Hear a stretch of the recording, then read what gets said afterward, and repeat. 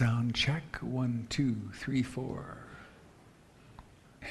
You always want more. All right. Just get settled and you want more.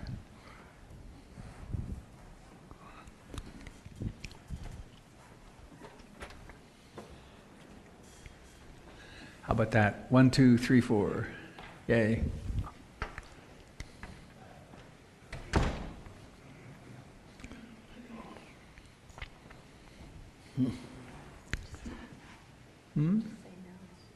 Say no. Well, good morning, dear friends, fellow humans. It's a kind of strange moment to be a human being, isn't it?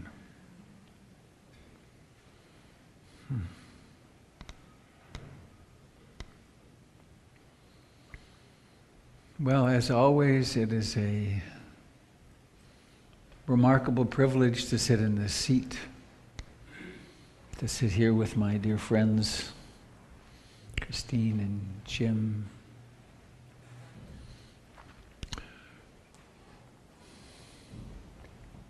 And with you.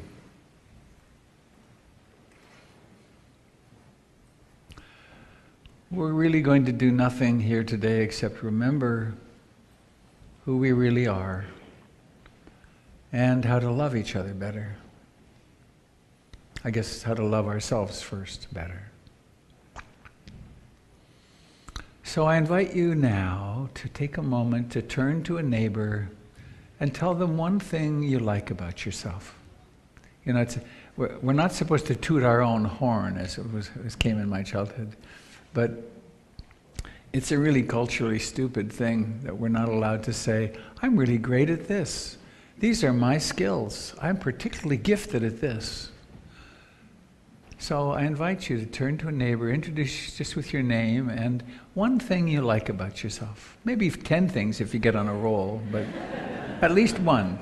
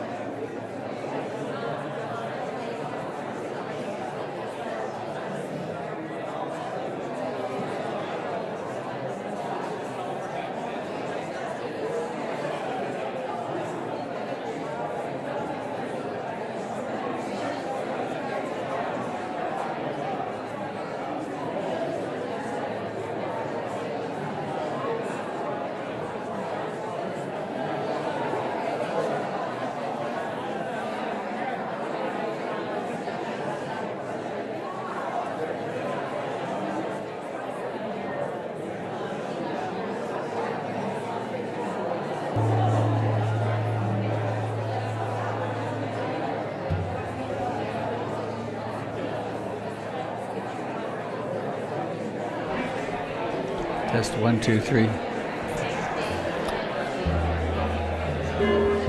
Yes. Kirsten has a song for the anger.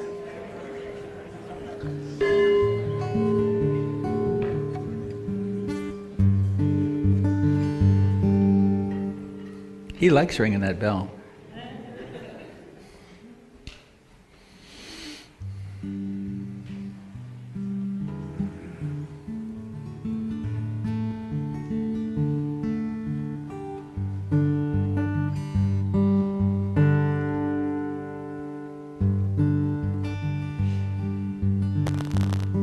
For 2,600 years, people have followed the Buddha And they've done a certain holding in the heart, a certain aspiration or intention to take refuge in the Buddha, Dharma, and Sangha.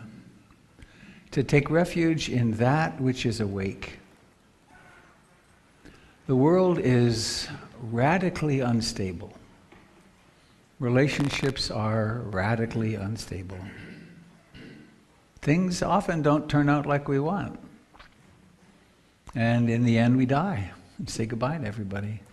So taking refuge in anything transient is really madness.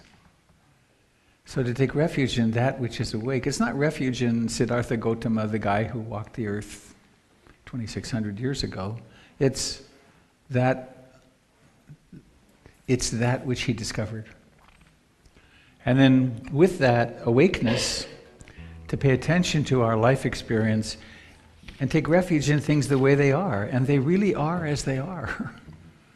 Things are as they are. And to be in tension with the way things are can lead us to action, for one thing, but to not be able to drop into a place of radical acceptance is torture for us. And then Sangha, community, we practice together because it's so really difficult to do this on one's own. So that's what the refuges are, and there's a lovely modern version of them by Betsy Rose that I will lead you in if you want to join in.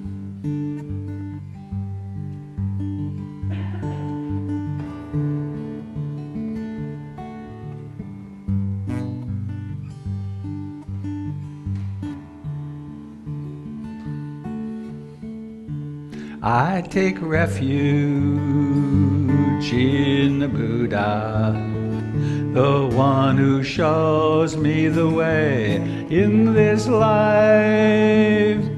Namo Buddhaya, Namo Buddhaya, Namo Buddhaya. I take refuge in the Dharma, with understanding and love. Namo Dharmaya, Namo Dharmaya, Namo Dharmaya. I take refuge in the Sangha, the community of mindful harmony. Namo Sanghaya, Namo Sanghaya, Namo Sanghaya. And once more, I take refuge in the Buddha, the one who shows me the way in this life. Namo Buddhaya, Namo Buddhaya, Namo Buddhaya. I take refuge in the Dharma, the way of understanding and love. Namo Dharmaya, Namo Dharmaya, Namo Dharmaya.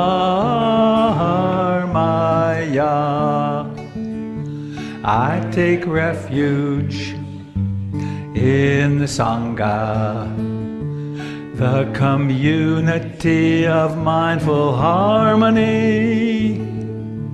Namo Sanghaya, Namo Sanghaya, Namo Sanghaya.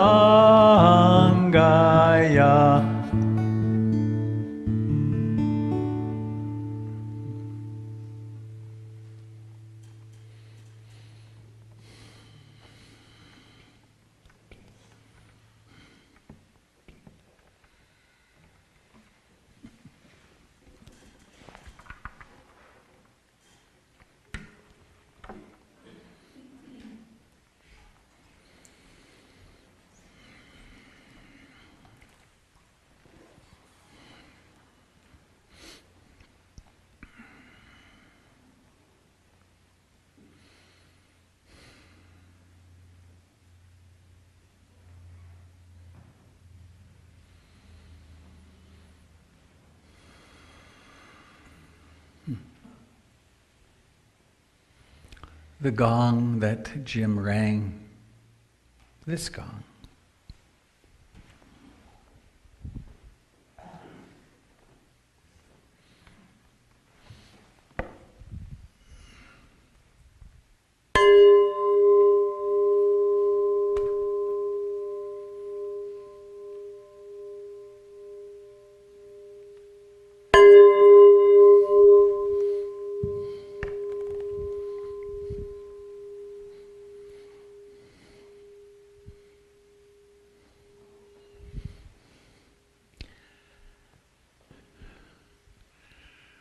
It was made in Burma, Myanmar now. I found it in the great outdoor market in Bangkok with this purpose in mind. This shape, it's shaped like a Buddhist burial mound, stupa. And that particular shape of gong hangs at the entrance to the practice hall in the monasteries. And to hear that means come practice. We are gathering together to practice. And we gather together to practice because we know that there's something we can do about these human minds that are so torturous. They torture us, and from our unconscious identification, we torture each other. We hurt each other. So it's a huge thing to come together like this, to stop. We're besieged by advertising and conditioning that says, you've got to keep going. You've got to keep trying hard. You've got to gather more wealth. You've got to gather more power. You've got to always be on the alert and fighting. And some of us have learned that from our traumatic childhood experiences and traumatic adult experiences. But we must have places where we can stop together, where the intention is consciousness, love, compassion.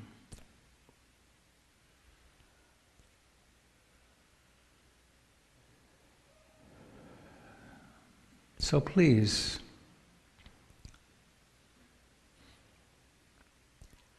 notice that you are alive and awake, and that it's possible to direct this awareness to be present here in your body, to notice legs and hands and feet.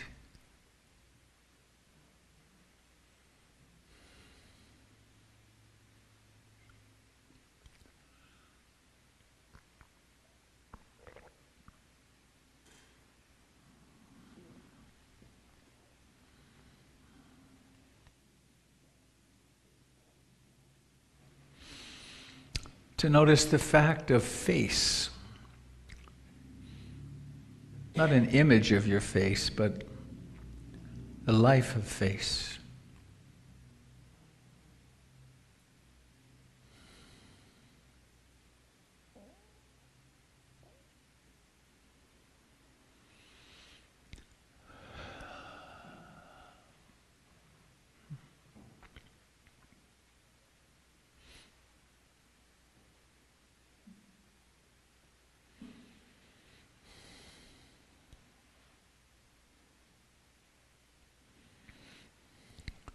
There are pictures of the Earth from space, from the space station, that look at the very edge of the Earth, maybe toward the sun, and there's a little hazy layer, several miles thick.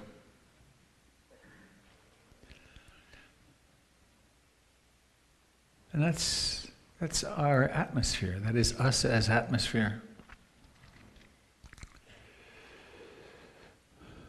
And we here dwelling at the bottom of that ocean of air live in constant communication, constant communion with that air, as does every other living creature on earth.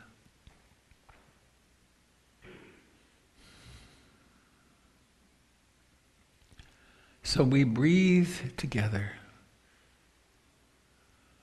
We breathe with the whales, with the birds.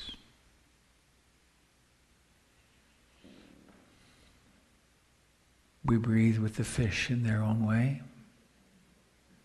We breathe with the trees, the plankton.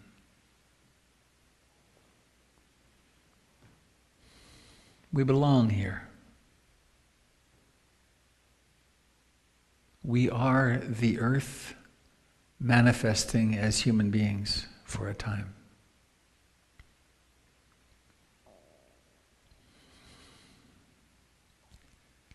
So why not come home and be here in this body, noticing how it breathes in and breathes out.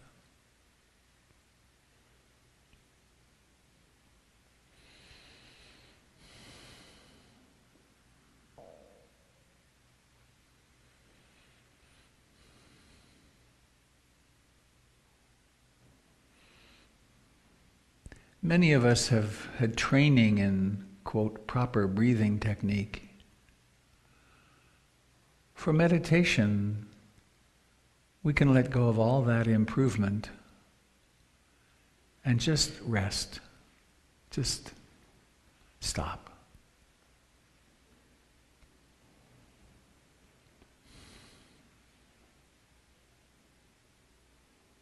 Just be an ordinary human being, breathing in and breathing out.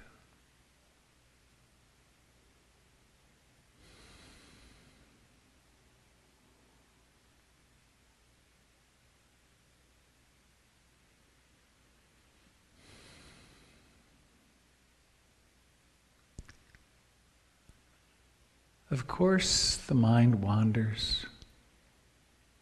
That's what it does. It's how it's designed.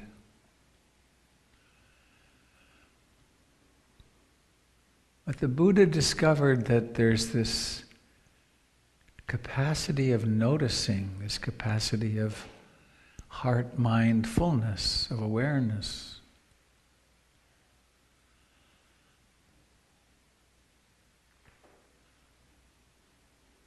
And that which we fundamentally are is not the wandering mind. It's not the anxiety or the worry.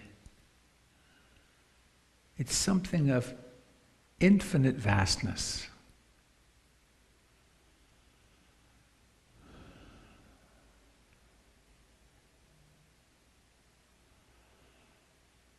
So in a way, our meditation is a way of honoring and blessing with presence our human experience.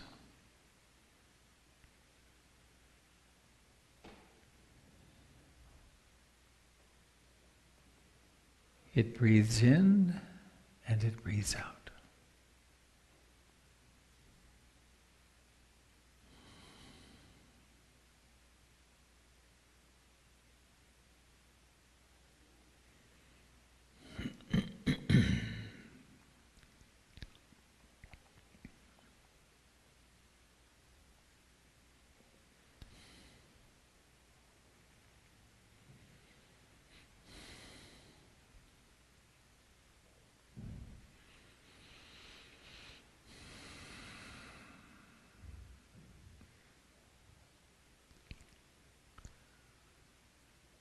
Refuge in being awake, that's the Buddha. Refuge in the Dharma, in what is discovered. The breath comes and goes. Thoughts occur, emotions occur.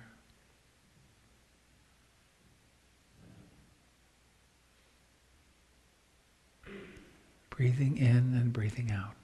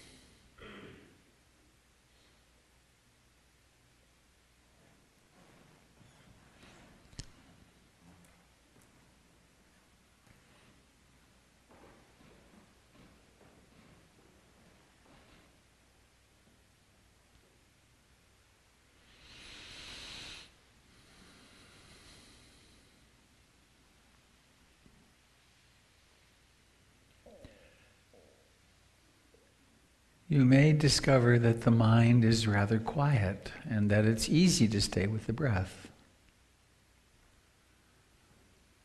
Or you might discover just the opposite.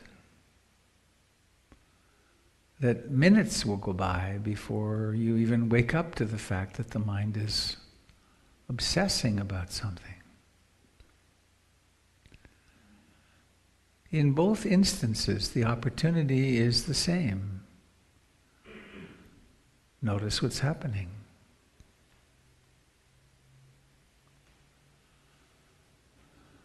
Come home to breathing. Come home to yourself.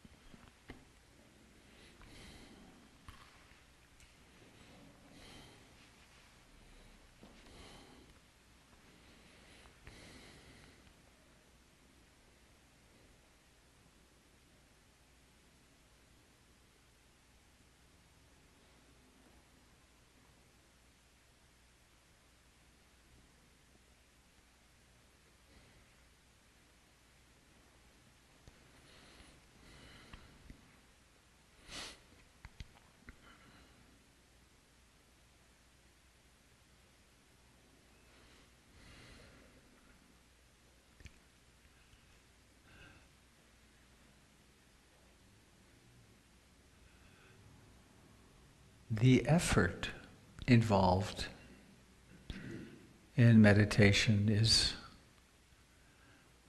paradoxical. It's an effortless effort. Any tensing of muscles and striving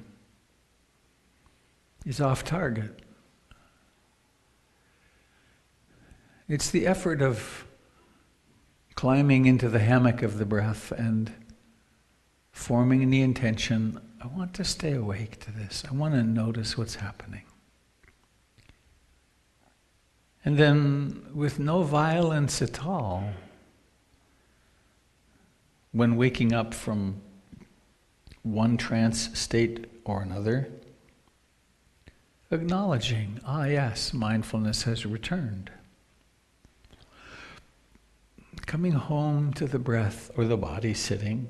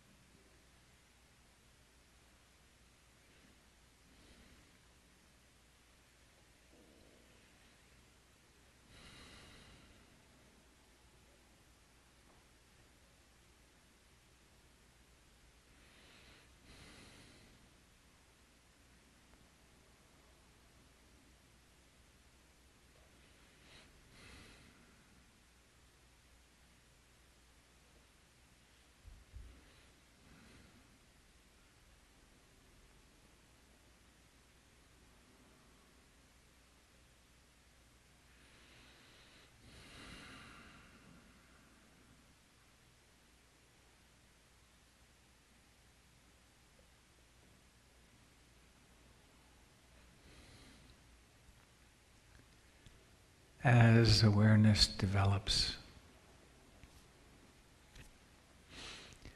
we can become aware of the first moment of each breath. At first, there's no breath. And then there's a kind of tightening or a kind of hunger for breath in the body, and then it begins.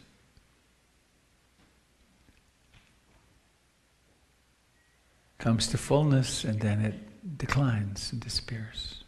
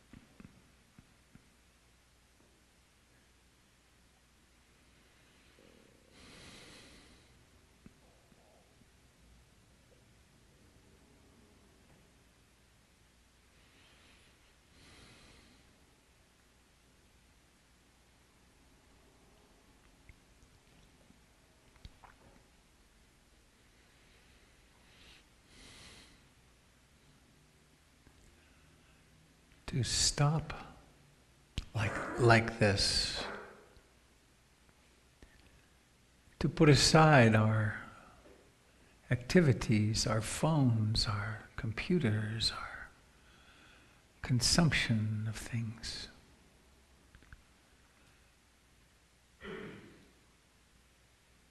It's pretty hard at first.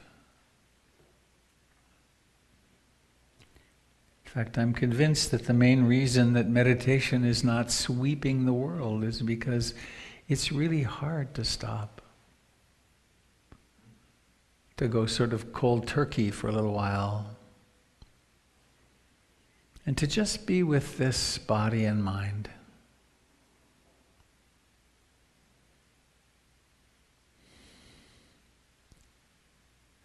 To discover that that it's possible to be content with simply being, even when the going is tough.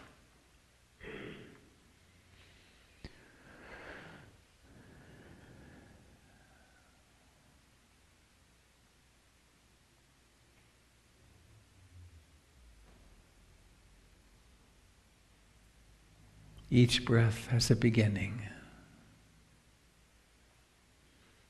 a rising to fullness, a decline, a vanishing. And you can feel this in your body, in the chest and abdomen, or at the nostrils.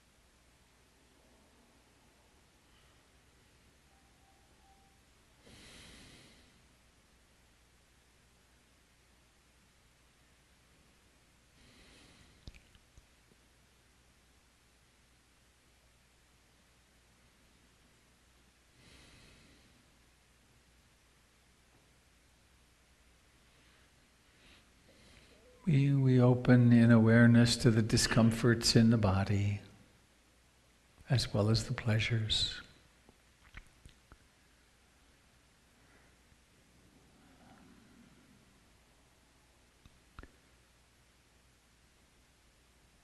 And as we come to an ending of sitting meditation, please notice your body where it touches the cushion or the floor.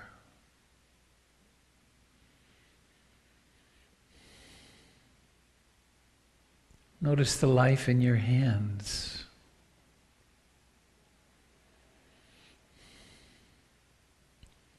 In your face.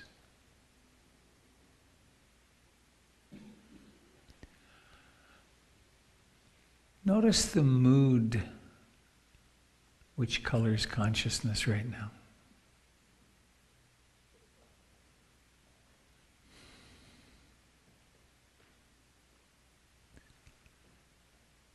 A mood of great ease, or perhaps a mood of some struggle.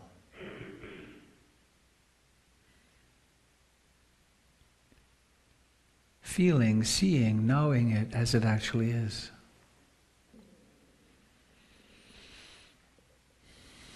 And then please bring awareness into that region of the body that we think of as my eyes, your eyes. Eyes. And then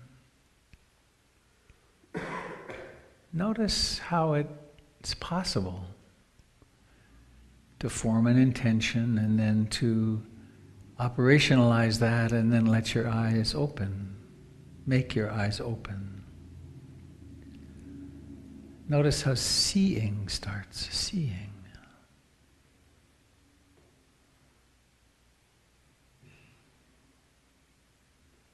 Seeing.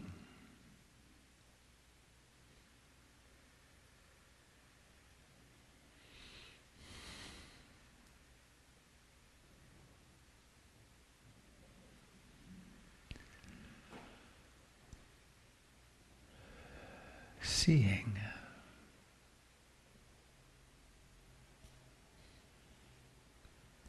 And then perhaps your body would like to stretch just a little or no somehow. And notice how that's signaled and then let it move like that.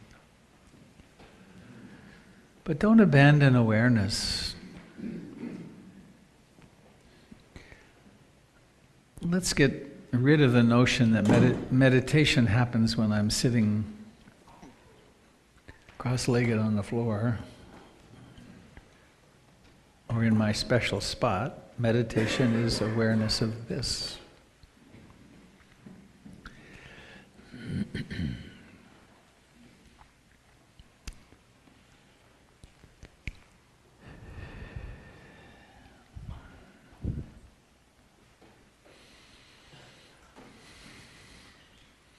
Now, my favorite question, please raise your hand if you feel at least a little more sane than when you walked in the front door. Look at that, isn't that amazing? Gosh, maybe this works.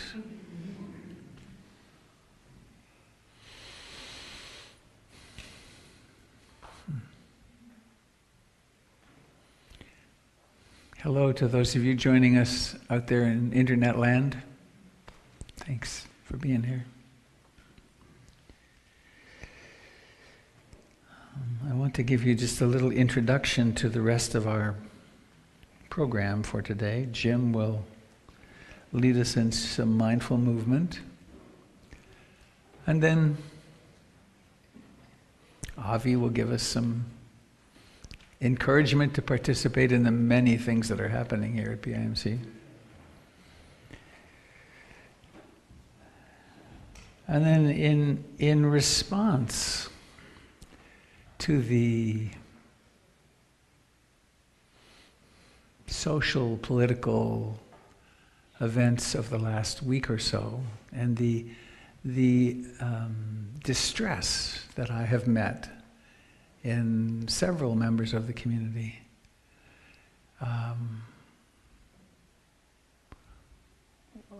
Kirsten's going to sing us a song. We had our gathering of our folk gathering last night. If you ever want to sing with us and play your instrument, check in with Kirsten, because we have a lot of fun. We had dinner and sang.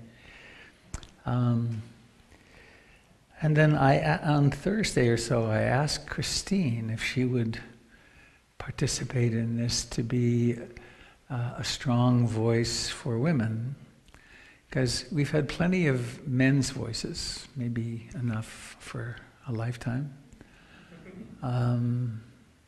But the issue is this, as I understand it. At this moment, in churches around the country, there is celebration, because there's a movement toward certain values. And there may well be some people in our community for whom that's true.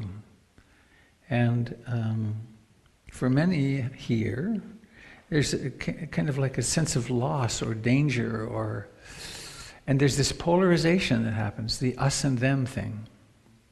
And the media support that, and there's this creation of enemies, enemy imaging. And I don't want to go there. I want to have fewer and fewer enemies in my own heart, mind. And so how do we honor what's happening fully with the trauma that's being reinvigorated and with the serious danger that's happening in the culture? How do we do that and at the same time open our hearts more and more to everyone? That's the Dharma task, and it's quite a task. But fortunately, we have the Buddha's teachings, and we have our good hearts to bring to that. So I invite you to stay and do a little movement with Jim, and then participate in the rest. And Doyle will be playing along with Kirsten. So we got some heavy hitters here today. It's good stuff. So Jim, would you take the quite tangled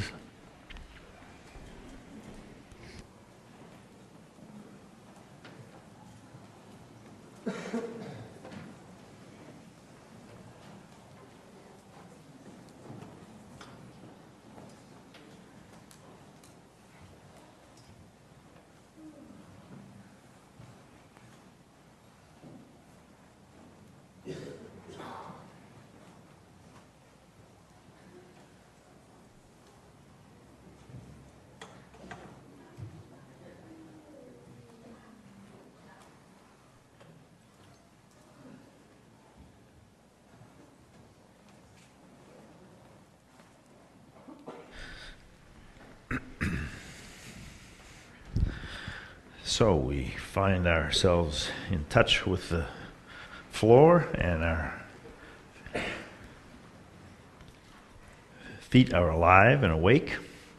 And all the activity of the week has encouraged lots of thinking. And so we want to get grounded and reconnect with the earth beneath us. So imagine that your feet are extending through the foundation of this building into the earth. And then just open your arms like you're breathing into all the cells of your body, and then releasing in this reciprocal arrangement that we have with the vegetation within our atmosphere. Those of us with lungs are taking new energy in and releasing energy that can be used by vegetation. So we have this connection Robert was describing, helped by those wonderful images from space stations. One more full breath, and then releasing down. We'll interlock the fingers, breathe in, and stretch up, breathing out. Stay extended and breathe in. And then just brush your hands along the edge of the atmosphere. This is called brushing the clouds. So we breathe in towards the center. We breathe out towards the side.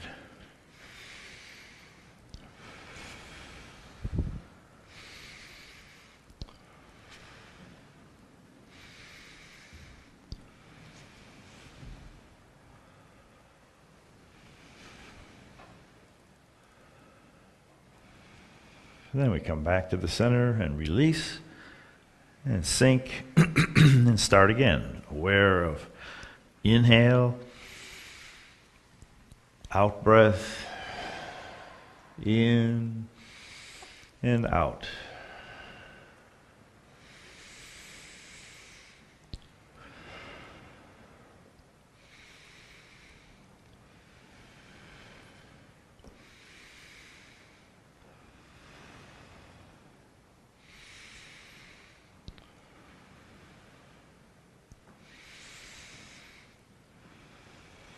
And then coming back to the center, we're in, releasing out. Then we're going to open our stance and make sure we protect our knees. We're going to do a little semi-squat to activate the energy in the large muscles of the legs. We want the knees to follow a diagonal out to the corner, over the toes. That protects our knees. Bring your hands to the center, take a breath, and sink and pull the arrow or pull the bow. And come back and looking to one side, relaxing the neck, but feeling kind of not a tension as much as a energizing activation across the chest, across the lungs, across the heart.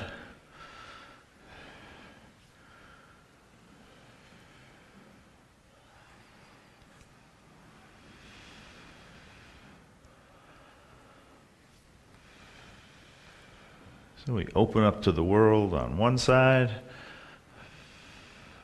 and open up to the world on the other side. Release the arms, maybe move the weight back and forth and ease back into the center. Bring our hands in front of us, and now we'll reach up into the sky, but at the same time we touch the earth. So this is touching heaven and earth, staying right on the center line. Feeling that stretch in the shoulders and the rib cage on one side, and then the other side kind of rests and collapses for a second. But we get this alternating current up and down through the spine.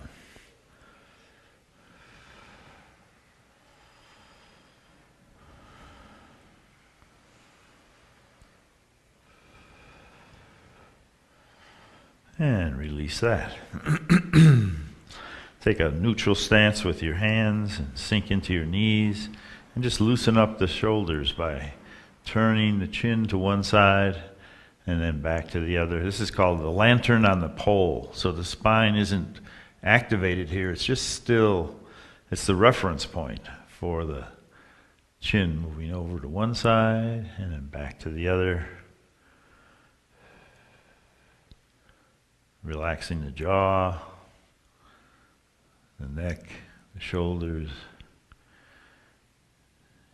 This nice neutral position at first, and then we put our hands on the small of our back and really open the front of the rib cage with this position and feel the difference in the flow of air as you relax the neck, and don't force anything, but just feel some activation to one side, then back to the other.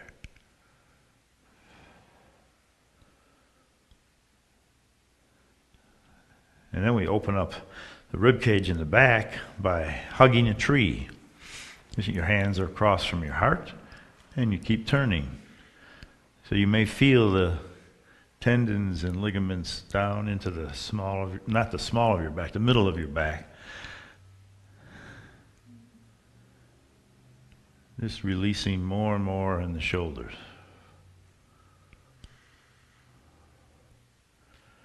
And relaxing. Opening the stance again. Toes go out to the corner. We put our hands on our knees, but our thumbs are on the outside of our knee, and the fingers are on the inside. And again, we're stretching across the middle of the back where the shoulder blades are. And then we look over one shoulder and then swing over to the other. This is called the bear. And the bear is lumbering down the hill looking for berries for her cubs. So we get this large movement, but it's a swaying, easy, graceful movement. At least it's graceful for a bear.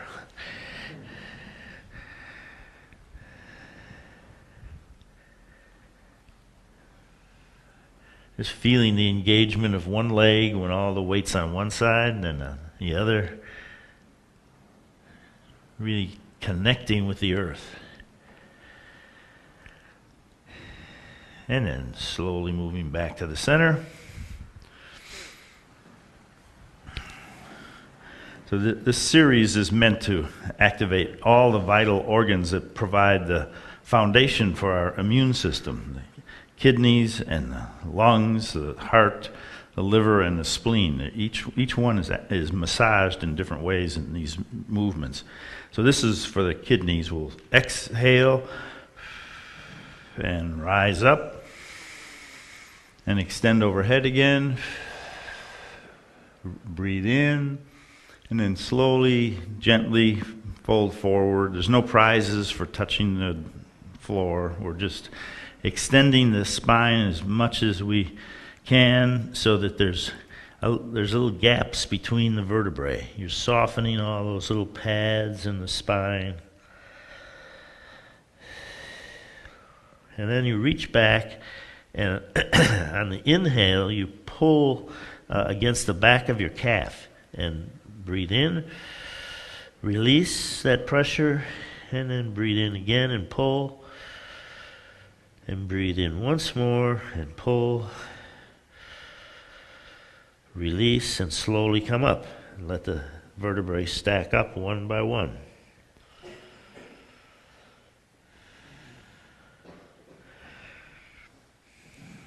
So on the inhale, we were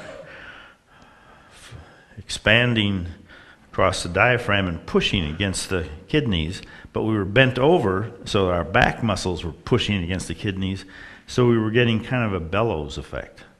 And that's why it's such a stimulating detoxification for the kidneys. Exhale. In and out. In and down and forward.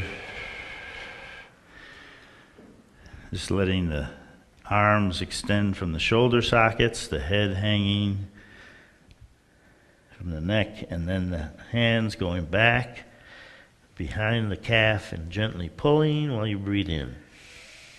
Release. Again. Release. And once more. And slowly come up.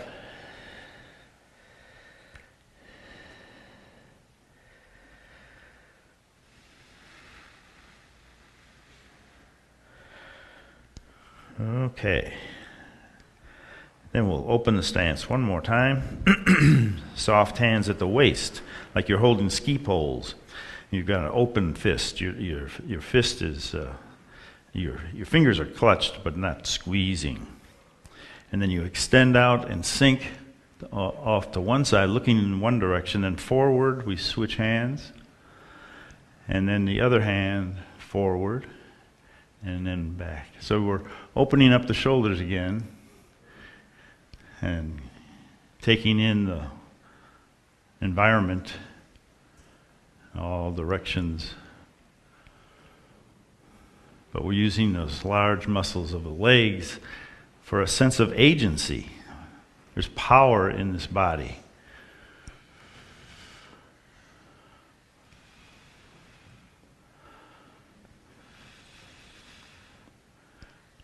It's harmless power. It's a sense of agency.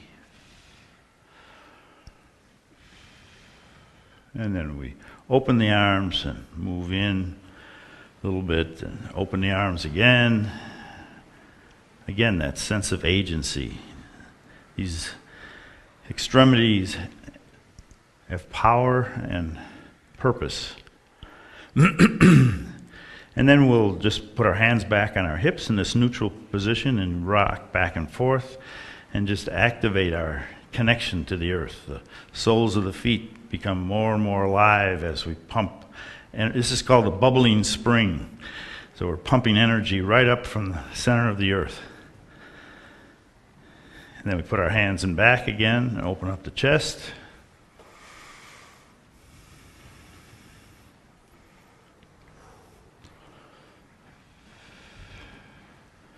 And then forward, relaxing the shoulders, changing the balance, and making the feet figure out a new way of lifting us. It's really funny watching your heads. And relax. So we get in touch with our feet again in stillness.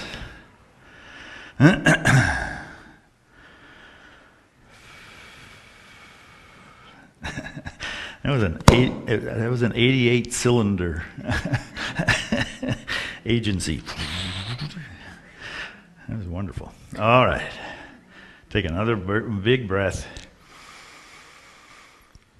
And bring your hands together in gratitude. We have another opportunity to practice together, and wish you all well. Okay.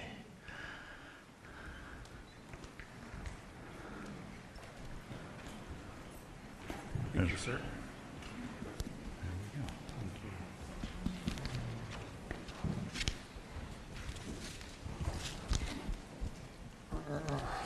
Good morning, Sangha. Can everyone hear me? Can you hear me up there in internet land? Excellent. For those of you who don't know me, my name is Avi. I'm community coordinator here, and my job is to do whatever I can to help you get out of this place what you want to get out of it, whether it be Dharma consults to help you with your practice, teachings, classes, activities, different ways of being, different ways of contributing to the community. I'm here to serve you. And part of that is through volunteering. If you want to become more of a part of this community, there are lots of people who are responsible for this place being here so we could all be here today. Could I see a show of hands of all of the people who volunteer or have volunteered here? Just look around. This could be you, if you want it to be.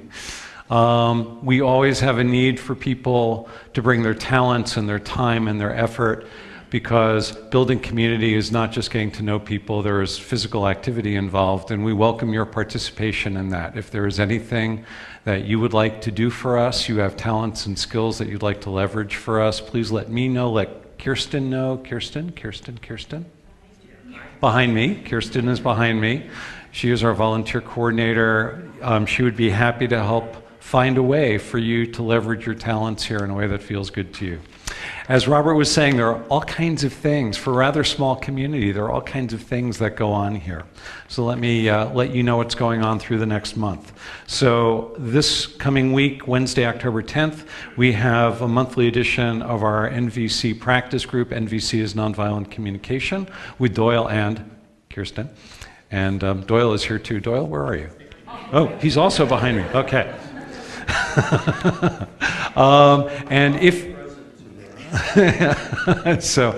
you have had training in nonviolent communication and you want a chance to learn how to practice speaking giraffe, that will be happening on Wednesday, October 10th. Really, for NVC people, the whole speaking giraffe thing really means something. On October 12th through the 17th is the Hollyhock Retreat with Robert. Go to the website. You can go in there. You should be able to figure out what is going on with that in terms of how you apply for that and whether there are spaces. On Sunday, October 14th, next Sunday is our second Sunday PIMC retreat. Every Sunday we have, not retreat, potluck. We have, well, it's sort of like a retreat. It's a spiritual experience where people bring their sacred casseroles and we partake of them. So if you have a sacred casserole that you feel you would like to mobilize your spiritual energy in your food, please bring it here. And you can get to know people and you can get a good meal out of it. On Saturday, October 20th is our monthly PIMC Buddhist movie night. This month will be Kubo and the Two Strings, an animated feature. There's information on the website. On Saturday, October 20th, we have one of Jim's Qigong retreats here at PIMC from 10 to 2 p.m. If you liked what he did for 10 minutes, you'll love what he does for 4 hours. October 28th through November 1st, we've got Brighton Bush Retreat with Robert. Details are on the website if you want more information.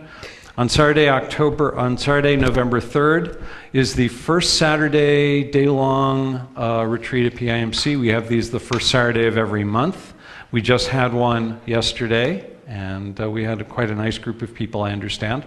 On Sunday, November 4th, we have our monthly PIMC mindfulness orientation with Robert. We just had one this morning. The next one will be the first Sunday of November. And then on Saturday, November 10th, please save the date. There will be a day-long retreat with Robert and Gary titled Spiritual Liberty or Religious Tyranny. There will be details on that appearing on the website sometime during the next week. As I said, if you wish to volunteer here, we welcome your participation. If you feel like you feel called to contribute financially to us, we have a Donable back there. There are also electronic web pages where you can either set up a monthly stewardship contribution for yourself every month. If you feel called to do that, it can be stopped at any time, or you can give a one-time donation. Those are on the homepage of the website. There are also 6 other weekly sits, 5 or 6 weekly sits during the week. Where if you want something a little smaller, a little bit more intimate, you can experience that. Details are on the website. We also have spiritual friends groups that meet in neighborhoods throughout the Portland area where people talk about the Dharma and do group practice on their own schedule. They do it rather independently of PIMC, so go to the website for details on that. We also have our Pet Transitions Project. That treasure chest over there is where people can bring small household items or clothes. The Transitions Project in Northwest Portland helps homeless people get back on track with their lives, and they do amazing work, and we've been supporting them for years. And finally, if you would like either some help with your spiritual practice, your seated practice, or you would like a quick on-ramp to developing a daily seated practice, I can set up a Dharma consult with you with either Robert or one of the other teachers. Please contact me at the office, and my information is on the website. And I hope you all have a really blessed, wonderful day. Thank you for being here.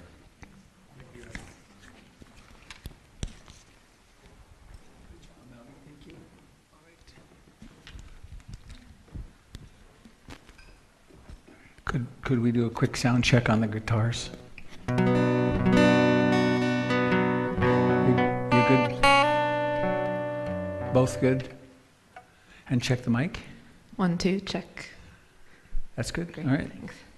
All right. I just want to mention that the name of the writer of the song is actually Frazee Ford. And this song I recently played at a gig and dedicated it to her last week. So, And all right. You want to say why you're saying this? Well, the song is called "Done,"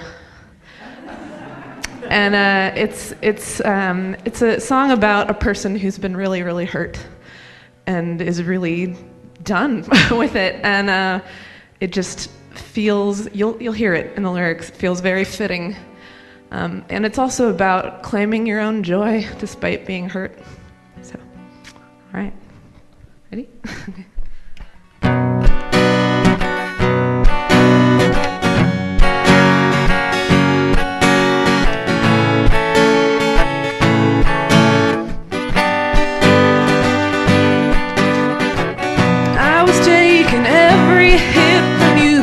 Drive-by shooting and son of a bitch, and I'm done.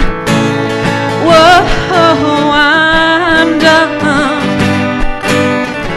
Who told you you could rewrite the rules, and do you really take me for a goddamn fool? 'Cause I'm done.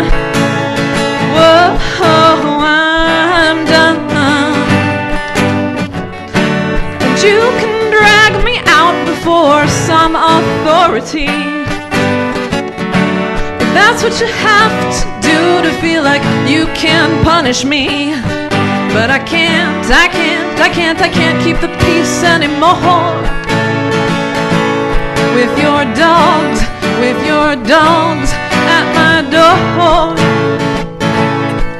Oh, you've been hunting my weaknesses and slandering my name, spending all your time trying to place your blame, and I'm done.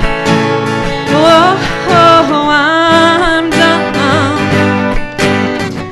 I used to think I hold the best parts of me to soothe the holes in your life and the cracks in your seams, but I'm done.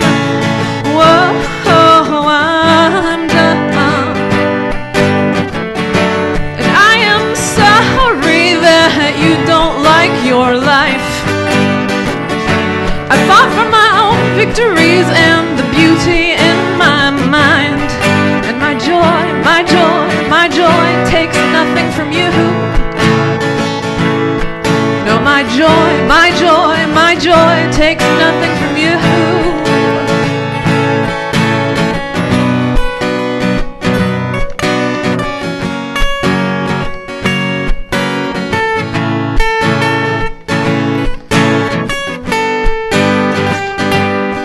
Well, you criticize my numbers, you hammer out the rules, you wait for me to fuck up to find yourself some proof, and I'm done. Whoa, I'm done.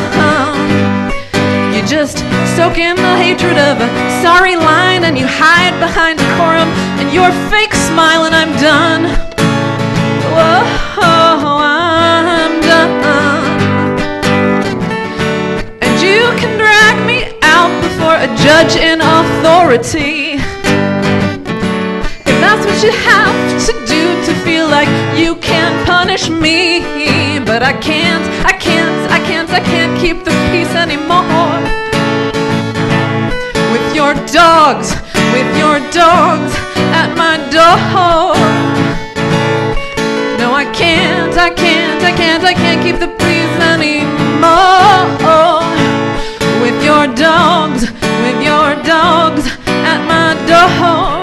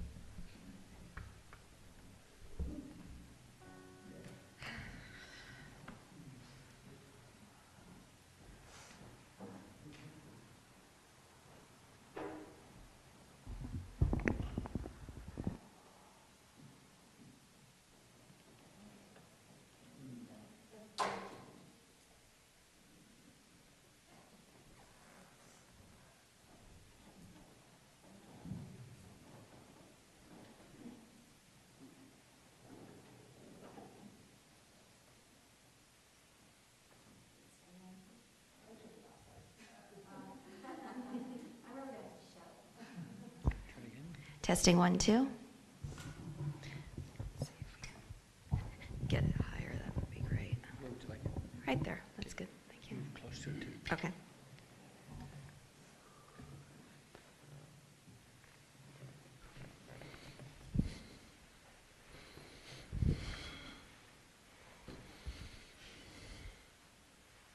To you. Out of the Dhammapada. I forgot a piece. Thank you.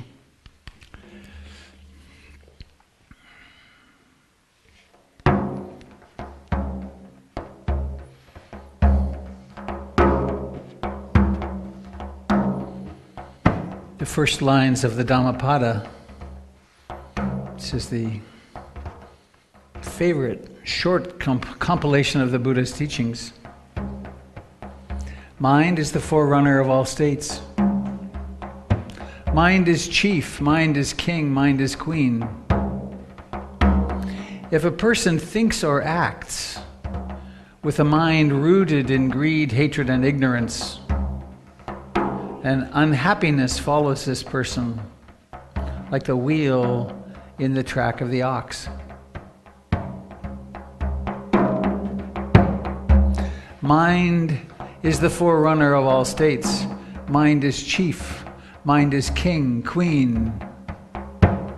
If a person thinks or acts with a mind rooted in love, compassion, wisdom, generosity, then happiness follows that person like the moon in the path of the stars.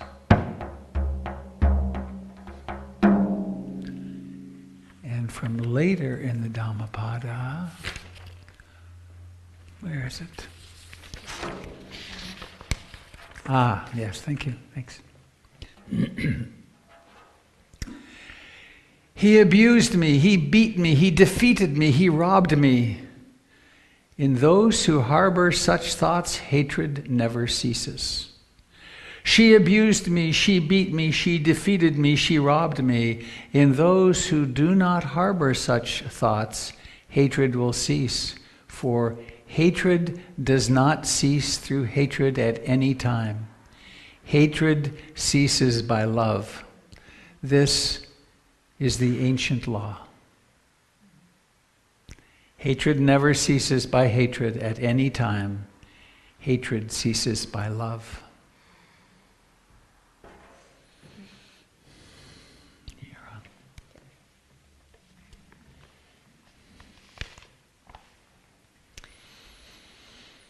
So I had a moment last week where I was wondering why I was all stirred up about all the events going on.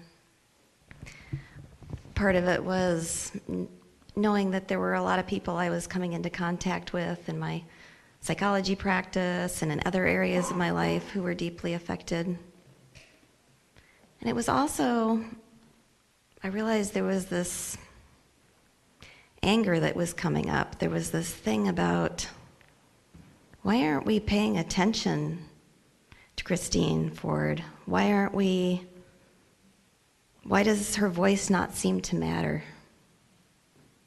Why is this country turning a blind eye to this and just continuing to keep going?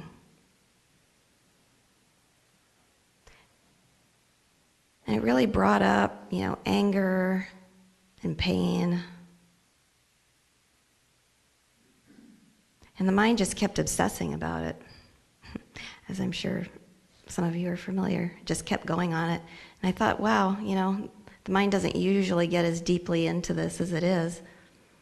And then I realized there was part of this that was very personal for me. And that part that was personal was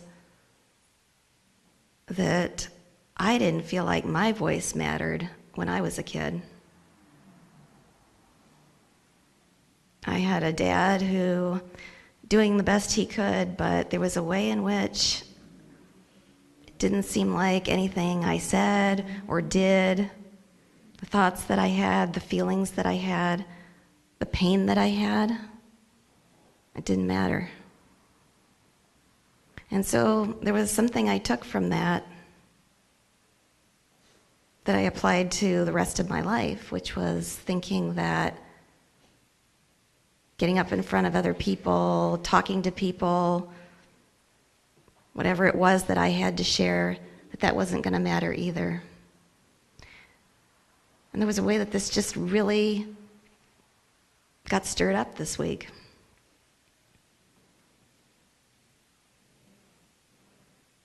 And it provided an interesting opportunity. One was to sit with the anger that was there and be very present with it and not push it away, which is something that we're so told that we should do. Especially sometimes in the spiritual world, it's like, well, you have to get past the anger and get somewhere else, right? So there was that task of just like sitting with it and then noticing what else emerged underneath it. I think what really emerged underneath it was a sense of fear. Fear was, maybe I don't really matter. Maybe she doesn't really matter. And then there was a way that I realized we all experience that. There's a way that we all are afraid at some level. Maybe not that we don't matter, but maybe something else. That fear is very deeply rooted in all of us.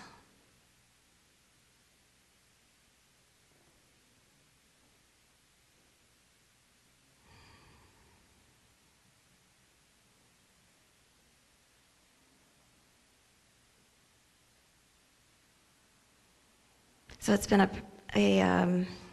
a week of sitting with that for me. Sitting with the fear, sitting with the anger, being with all of it.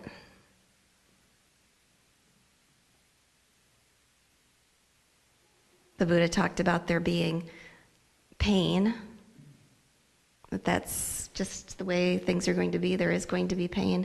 But then there's this thing that we overlay it with, which is a sense of suffering. You know, there's a way that the mind goes crazy on it and says, well, it shouldn't be this way. And that just pulls us further from what our direct experience is. There's anger, there's pain, there's fear. So he really talked about being able to be with it, being able to be with all of it, being able to open ourselves to all of it, which is tremendously difficult to do.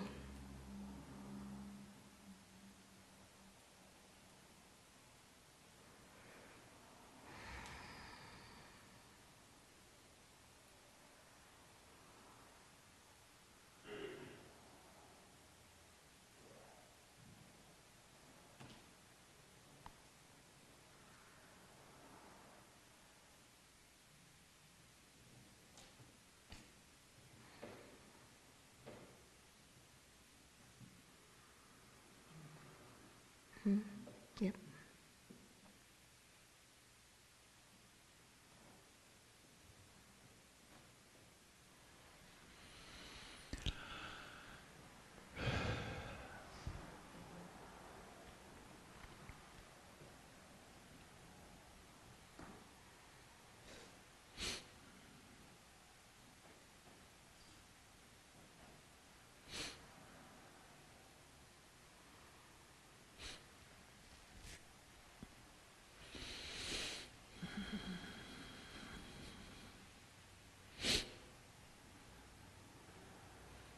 Is there Kleenex anywhere? There's the box. Great. One box. One box. This is a very spiritual place. We don't need Kleenex. No tissue. Thank you.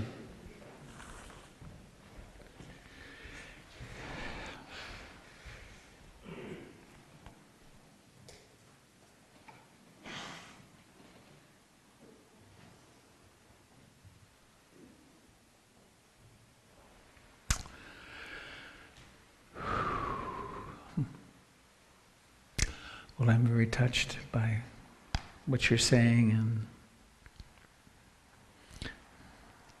I met your dad one time. He was a very frightened, constricted, angry person who did the best he could, as did my dad, we're rich. As did all of our parents, as is everybody doing the best they can. Just a show of hands, how many of you found this last week emotionally pretty difficult? Holy jeez, look at that. Oh, that touches me. Wow. Wish you do that again. Raise your hands. Look around. Look at the good company you're in.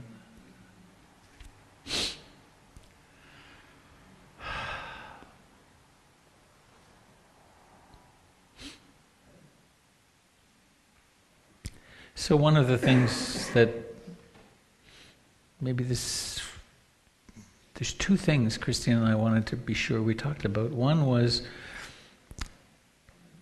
making room for the pain. And if we had time, probably days, but it would be wonderful to open up to hear the pain. But what's being triggered in you? And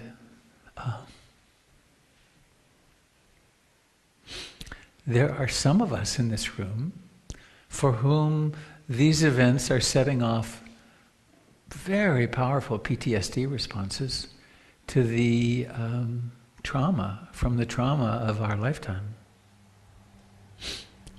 I've had extensive conversations with several people during the week. And one of them was someone who's quite close to me, who's been assaulted several times in her lifetime. And there isn't a woman who hasn't been intruded upon somehow, and many of us men. This remarkable energy called sexuality and power has a huge effect on us. And there's been so much repression, so much putting a lid on it, because it wasn't right, it wasn't safe to talk about it. And we've seen again how insignificantly it isn't safe. So part of my prayer and hope with doing this today is that we will continue creating a community here where it is safe to talk about the places that we're opening up to. By chance, the way synchronicity is, I stumbled upon a movie yesterday called The Tale. I'd never heard of it before, the Tale. And it's the story, very beautifully done, of a woman realizing that something pretty bad happened to her in childhood, that she was in denial of. And it was well acted, and the complexity of what happened as she came to the realization of it, and she got pretty crazy as the repression barrier fell away, and she lots of projections, and it was very interesting. It's called The Tale, T-A-L-E. So I wonder, maybe open to the community to speak about this piece before we move on. Let's do it. Would anybody like to say anything at this point? Please, cricket.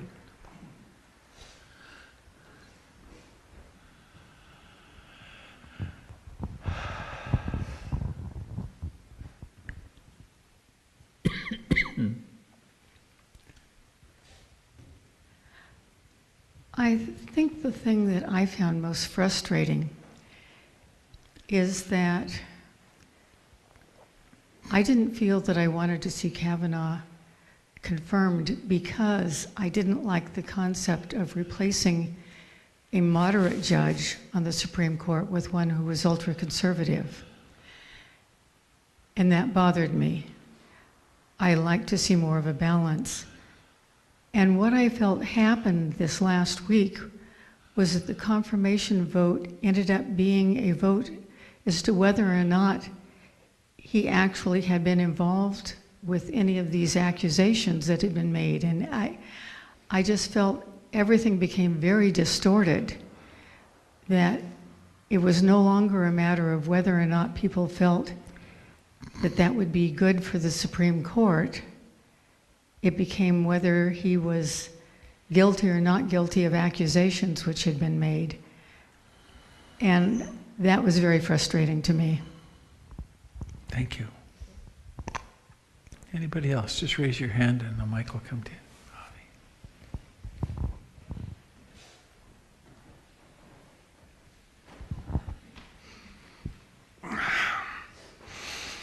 My girlfriend and I had a horrendous fight last night, and that came on the heels of her having a very difficult week the week before. She's a therapist, and she had to deal with lots of clients who were feeling scared and angry, and she had to take all that in.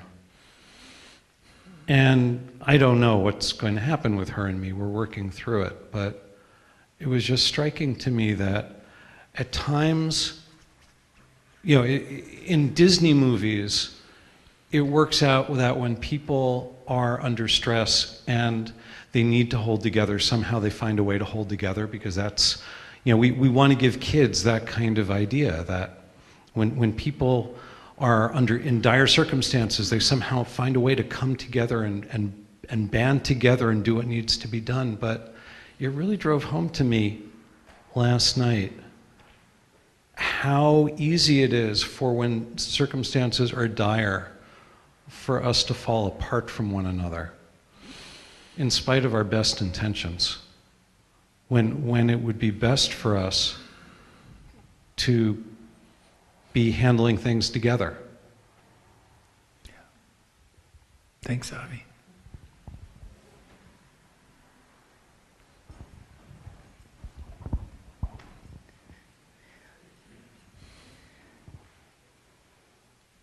Some of us have very small voices. Some of us have much, much louder voices, but we all have a voice. And every single voice here and every single voice in the world deserves to be heard. And not all of us are willing to put ourselves out there and say, listen to me. So it's so important that what we don't get in this world that we put out there. And I've noticed over this last week or two, the lack of listening, even by very well-intentioned people. And what I hear is this. One person speaks out, this is what I feel. And another person says, oh gosh, but you should be so grateful for what you have. You have it so good. Look at these other people over here. And they don't listen to me. And they don't listen to you. So please, when you go out there into the world, listen to what the person you're talking to has to say and really hear them. Oh.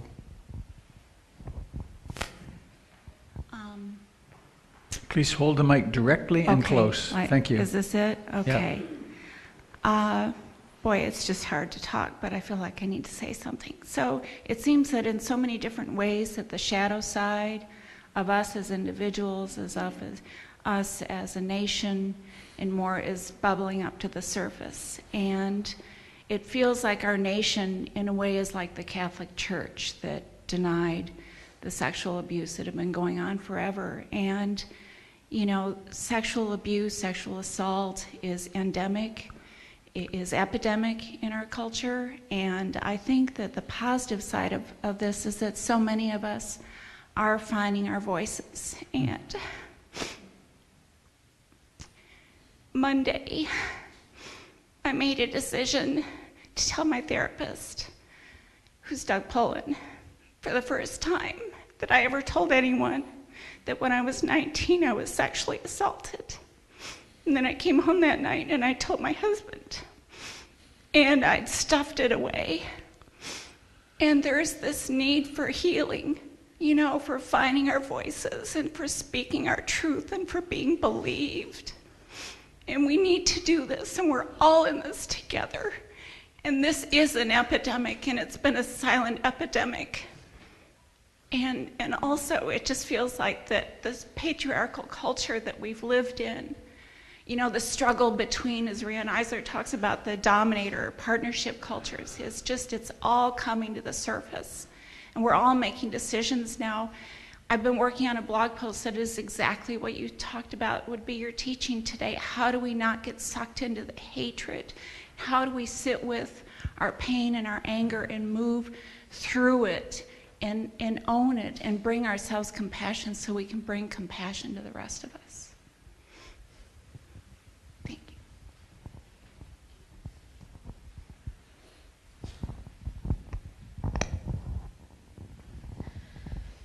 you. I'm a therapist too. And every day this week and most of last, at least one, sometimes more, client has come in and told me, I have never spoken this aloud before, and told me a story every day. And I have my own stories. And we have our own stories. It has felt like sexual trauma 9/11 and like being a first responder. And I haven't known what to say or do but be with people and cry with them and be angry and helpless when I still don't know what to do. And there are people in my life who I'm trying to love, who allowed this to happen to us, who still support the people who are doing this, and I don't know what to do with that. Part of why I'm here today is because I don't know what to do with that and how to not hate.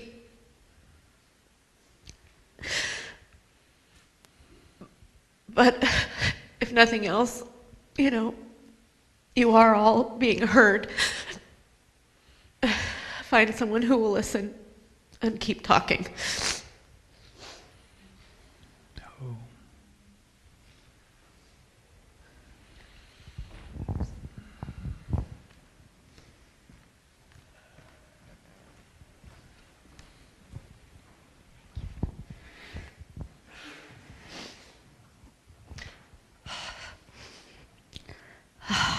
I have felt very frustrated.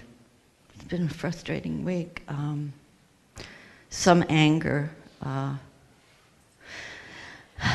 it's a throwback to Anita Hill, and it's just a continuation that I have lived of being negated, of being ridiculed and being laughed at. You know, the sexual assault is part of what's going on.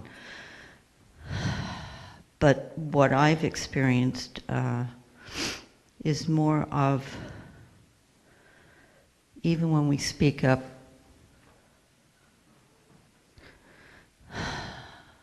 we're negated by what we say.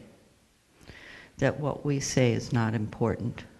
And the intimidation that I have felt in my life, you know, whether it was personal or it was in the workforce, working in a corporate environment, which was dominated by males, I felt that I had to constantly prove myself by 200%, not just 100%. So, you know, the thing that I keep praying for is that we can pass down more strength and courage to the next generation. that's, you know, I have a daughter that will speak up. She's an activist, and I'm proud of that. And but living through it again, you know, like I said, Anita Hill. But that's an arena that's apart from me, but I've lived it personally. So that's my frustration. In my lifetime, I don't know if I will see things change. But the fact that people are speaking out more about their feelings and standing up for what they believe in their values, more so today than ever before, is that there is some hope. Maybe it's not going to change right now, but you know, we talk about love and compassion. I have the anger. Sometimes I have feelings of hate, and I'm not comfortable with that, because that really doesn't change things, it just makes things worse. So how do we help change things? It's by coming together stronger and supporting one another in our beliefs, and hopefully that'll change the world, and especially our nation. Thanks.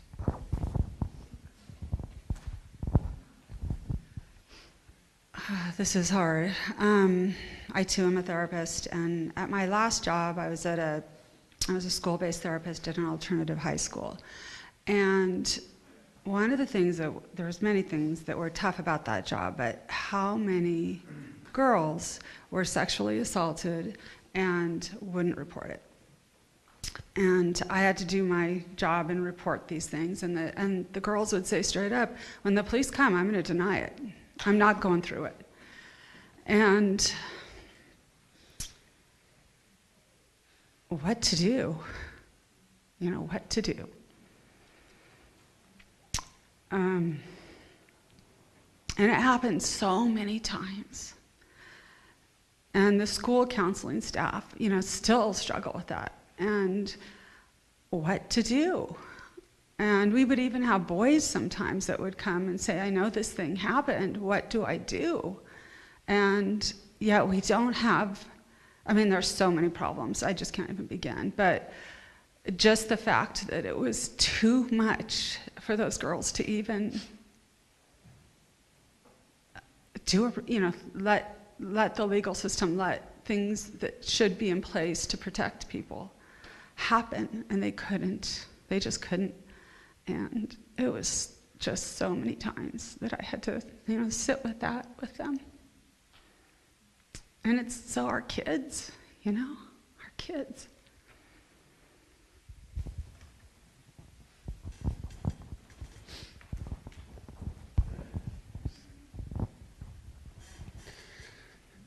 See, the definition of a conflict is a discomforting difference. And it feels like we have one in America today with this issue.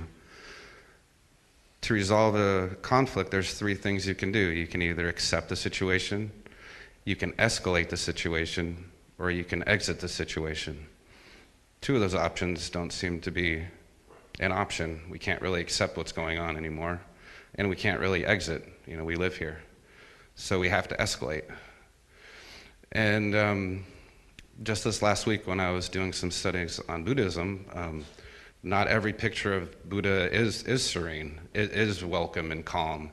There's a sect in the Tantric which shows the wrathful Buddha, and he's got a wild, crazy eye in his look, and he's stomping demons. And it's not that's one way we can get through our discomforting difference. We don't have to let things fester into hatred. But having anger and being angry are different things. Being angry is identifying yourself as anger. Having anger can be a very, very, very powerful thing that we can all band together and get a common goal done. Having anger, and then when the anger is over, we set it aside. That's just like life.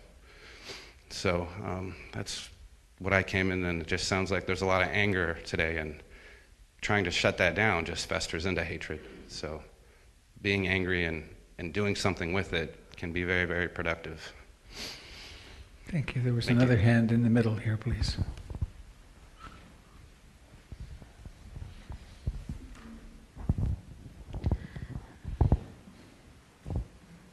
As a parent, I have 2 boys.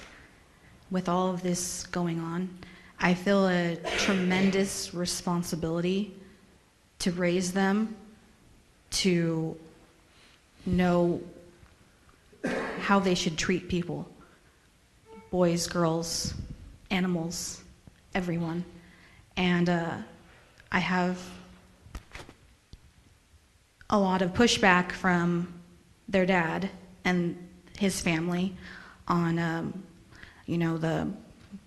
that's how boys are, boys don't cry, all of those different things. And I see from their dad how repressing his emotions has turned him into a very angry person. And I will not let my children grow up to be angry people. I have been sexually assaulted, and I was afraid to say anything about it for different reasons. I was also raised in a religion where men were the law. So there was no speaking against that. And that is one of the things that made it where once I left that religion and learned things about it, when I learned how much sexual assault happens to children,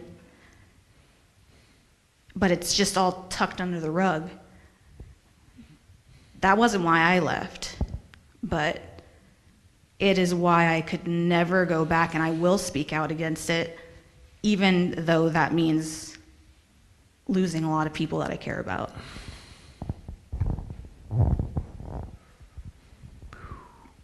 Thank you.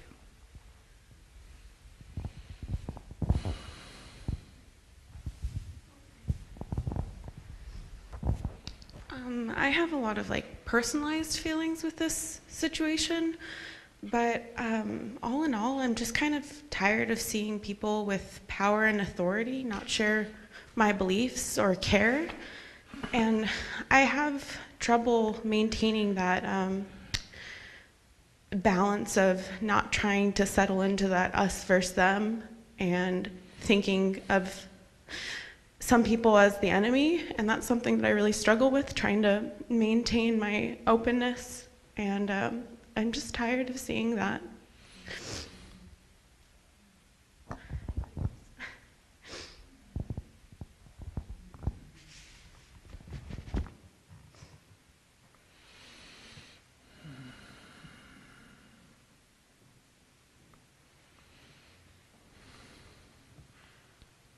Anybody else sitting with something that would like to speak itself?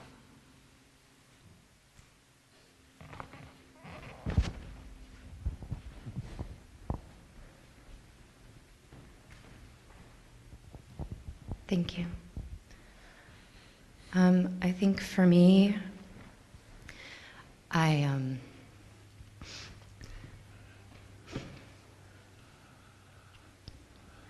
always had a very deep belief in the inherent goodness in human beings. And I also have a history of assault, and I never came forward. And I think I had a lot of hope with Christine coming forward and being so, I was just very proud of the way that she communicated. There were a lot of roads she could have taken that she didn't. And I was so impressed. And I felt like that was the model of behavior that I felt was something that as Americans, as an American, I could be very proud of. And I think the subsequent behavior from others in response to her mocking her, I hate that what this situation has done is made me feel like I did the right thing in not coming forward. Oof. And I don't think that that's true, but the evidence That's what I'm struggling with. Is I don't actually want to believe that that's true, but and that's so hard. I don't want to live with that. I don't want to live in that reality. And so that's the fracture I'm experiencing.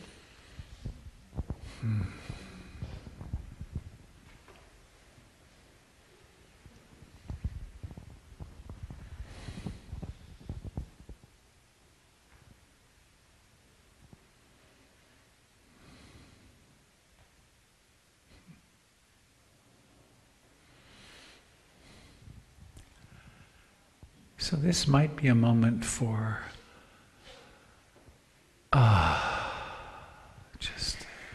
just to let there be a deep in-breath and a great sigh. This is how it is. Maybe do 2 or 3 of those.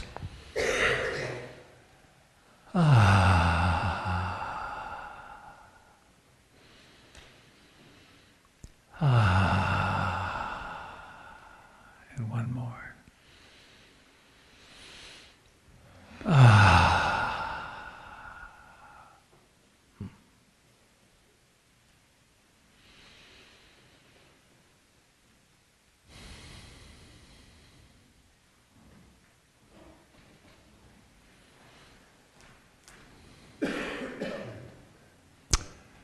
So I wish we had hours.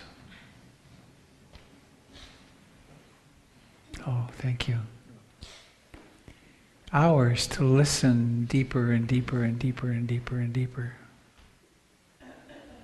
One of my mentors and great inspirations is Joanna Macy, and she came to town 20 years ago or so, leading her despair and empowerment workshops. And she took us for some significant time into the despair. And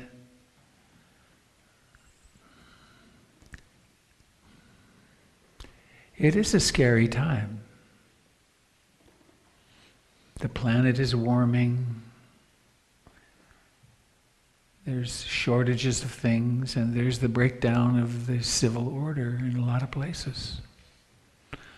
Our country is not the only one undergoing this arising of a strong man and the outbreak of gangs, sort of things. So it is a frightening time, and how shall I respond? How shall we respond? And I think, anger is what we evolved to bring us into the fight-flight response to be able to deal with the threat. And so it's a beautiful thing, actually.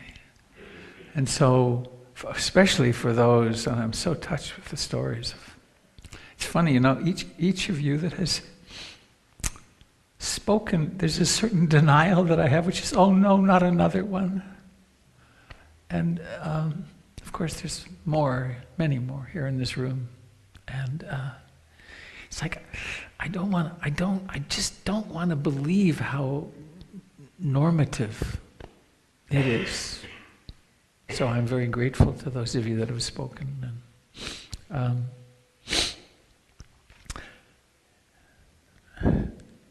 it's so important to and the therapists here in the room, you know this, how important it is to support the person into the depths of their anger. And to let that rage and the impulse to kill and so on, to let that all come into consciousness and to manifest physically in terms of bioenergetics and various things. And to do that to its depth, where then is revealed the incredible anguish of it, out of which comes the compassion.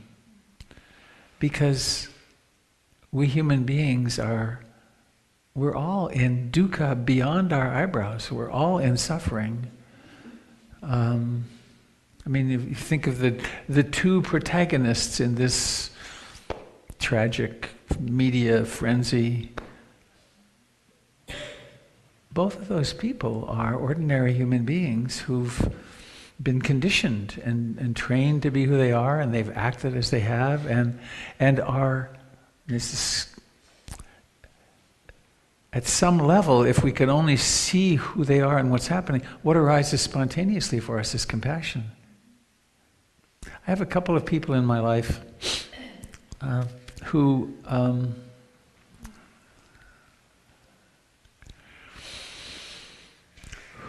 have, what's the word? I can see my values are very clear.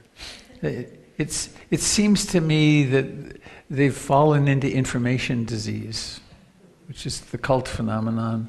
And otherwise, very sensible people are looking at these circumstances through a particular right-wing talk radio perspective. And the same events that I see and it's obvious, they see and it's obvious. For example, that what I perceived as horrible behavior, mocking her by our president on television, that was obvious. Just, you don't behave like that. You know, your child does that, and you pick them up and take them home. It's like, you're in timeout. But then there are millions of people who perceive that as okay. That's frightening for me, and also very curious, making us say, how do we do that? And of course, the Buddha spoke to it beautifully, we can be conditioned to perceive anything, that through our worldview we construct a reality. And so I remember it was Marshall Rosenberg one time saying that he I forget what it was. He said he didn't hate anyone in Washington.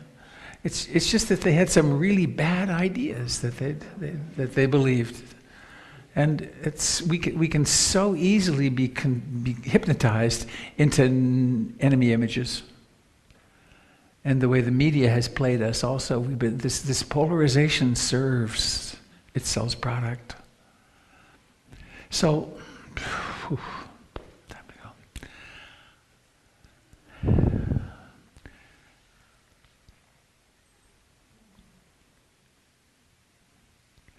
A guided meditation or a song. A guided meditation or a song. Would you come up, Kirsten?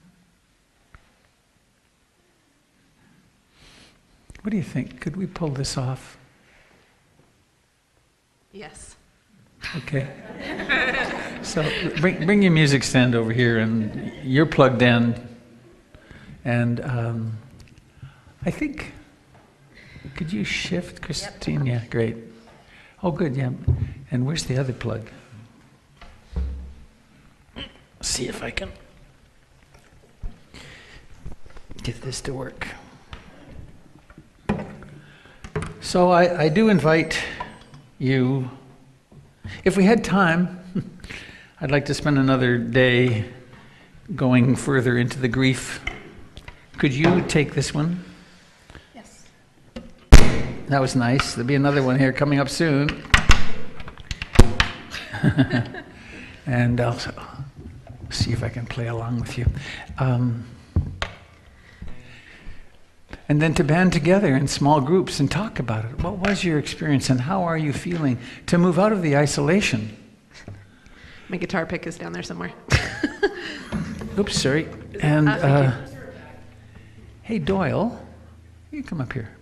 Here, grab this guitar, because you'll be able to play this. No, take mine. We just plugged it. Oh, no, take yours. Yeah. Big noise. Here. Just do what I tell you. Here, you're going to have to sit here because this is... Oh, no, you can. Here you go. Go ahead. Behave yourself. Oh, you can't see. That's right. That's duh. So please stand. We're going to sing hymn number 483.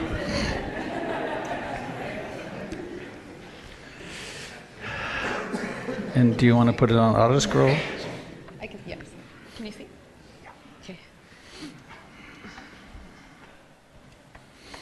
Okay.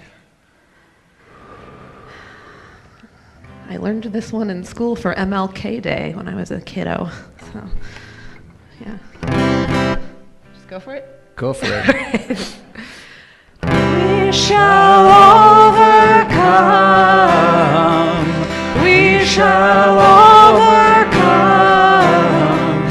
We shall overcome someday. Oh, deep in my heart, I do believe that we shall overcome someday. We'll walk hand in hand. We'll walk hand in hand. We'll walk hand in hand. We'll walk hand in hand someday. Find a hand. Oh, deep in my heart, I do believe that we will overcome someday. We shall all be free. We shall all be free. We shall all be free. We shall all be free someday. Oh, deep in my heart, I do believe that we shall overcome someday. We are not afraid. We are not afraid. We are not afraid. We are not afraid today. Oh, deep in my heart,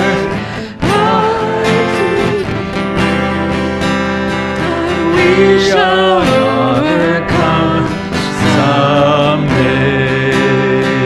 We are not alone. We are not alone. We are not alone. We are not alone today. Oh, deep in my heart, I do believe that we shall overcome someday. One more time, we shall overcome. We shall overcome. We shall overcome. We shall overcome someday. Oh, deep in my heart, I do believe that we shall overcome someday.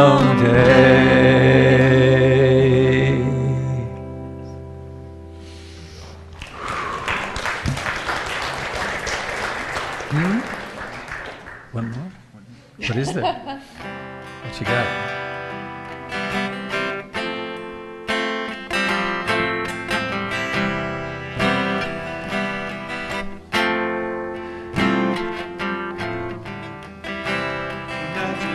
There's no heaven.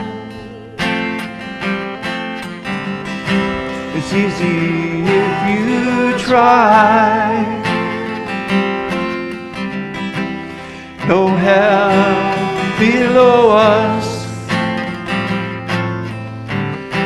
above us only sky. Imagine all the people living for today. Imagine there's no countries,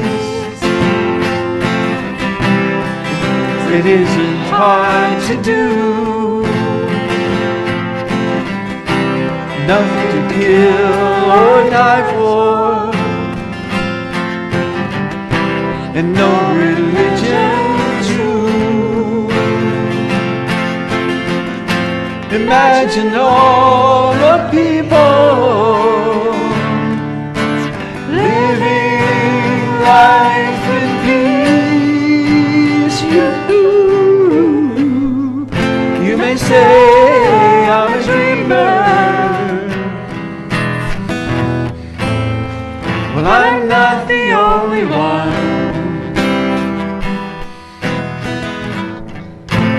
Hope someday you'll join us, and the world will be as one.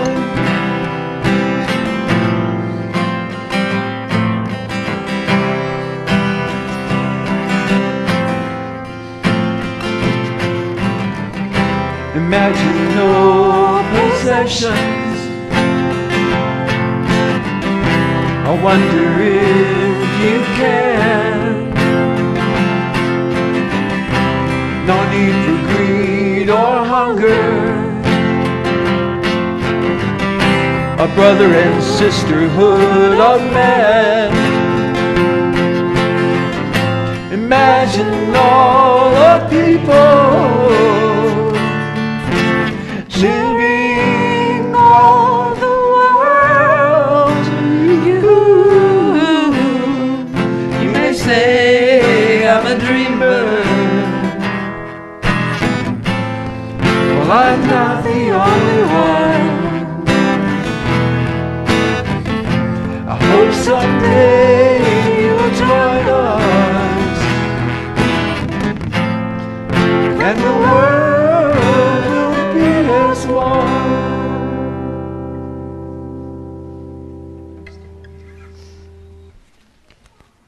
Thank you, John. And oh no. And oh no, right? So, the wild things are in the chute. Please, let's make a big circle. Any of you that would like to join us in the inner circle, the inner sanctum sanctorum, please do.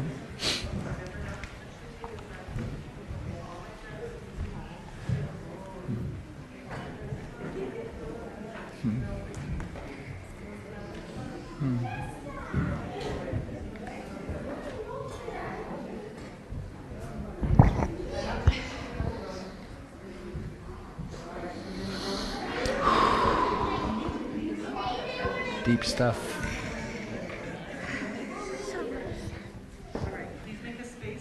Thank you, sweetheart.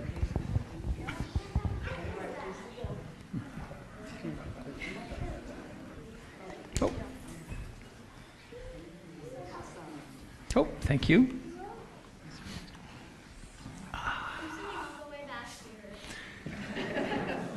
You wanting that one? Okay. Let me get another one. Funny.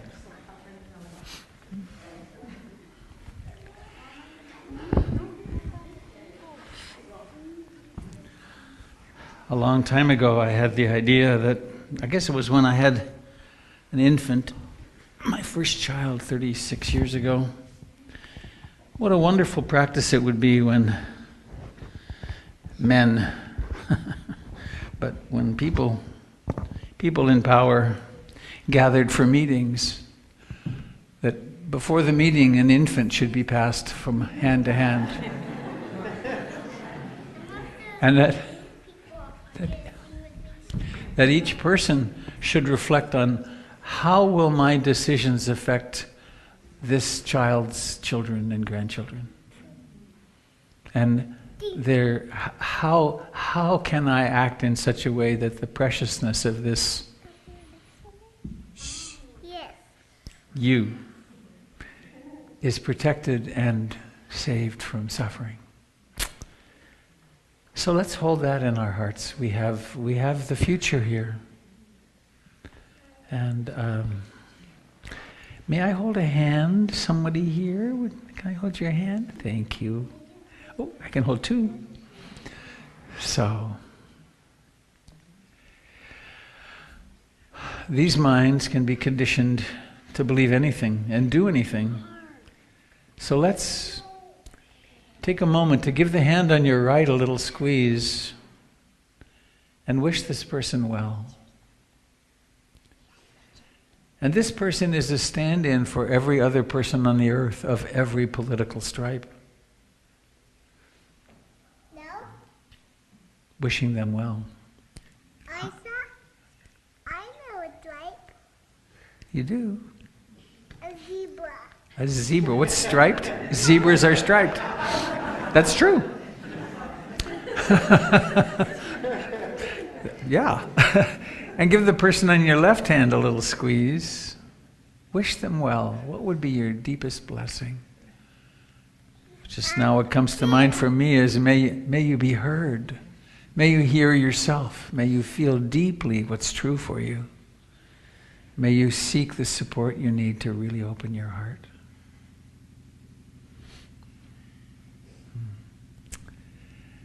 And now extending this wish to the people in the homes around us, in a helicopter up above us,